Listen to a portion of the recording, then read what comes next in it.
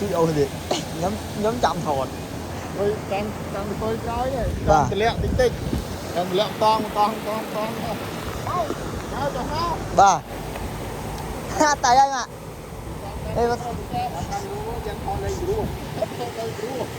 đã phình cho mày một trời làm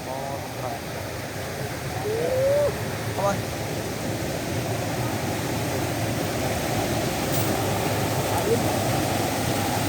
liên crom sao nữa bụng làm cái tròn trời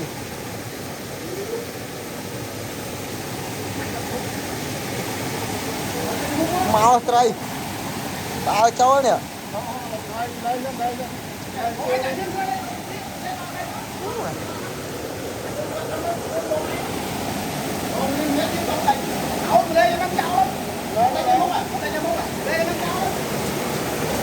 làm nó làm ơi lăng khám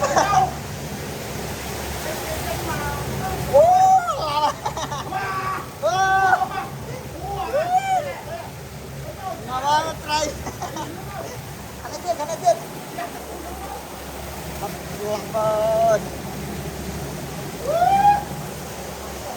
ngon cái bắt chân về thằng trâu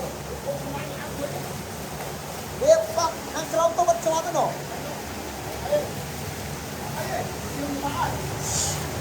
cái lâu nhỉ ngạp à lâu cái chân nữa nè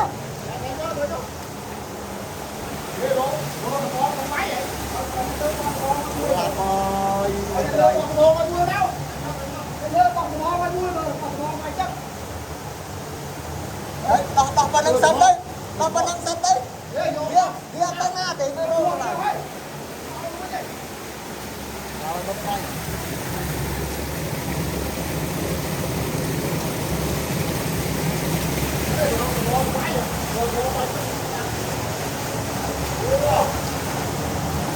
nè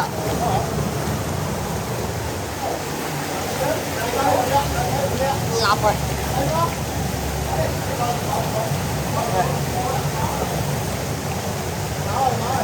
Rồi lên tay ơi. Điệp bốc chặt.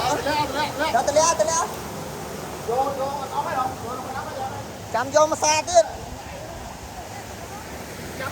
Chặt là sai tới nãy đâu. Lặp rồi. Ô bài nó không? Không bài nó không?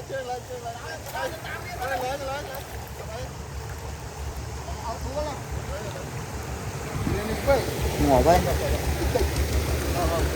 Cái gọt cái đó.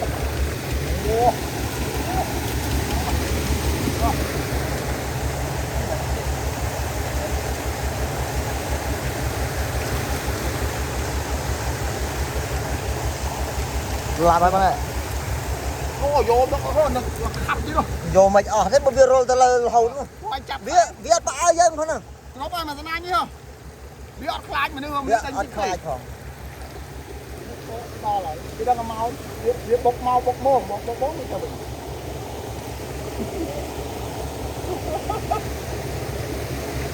Rồi. Cầm nước.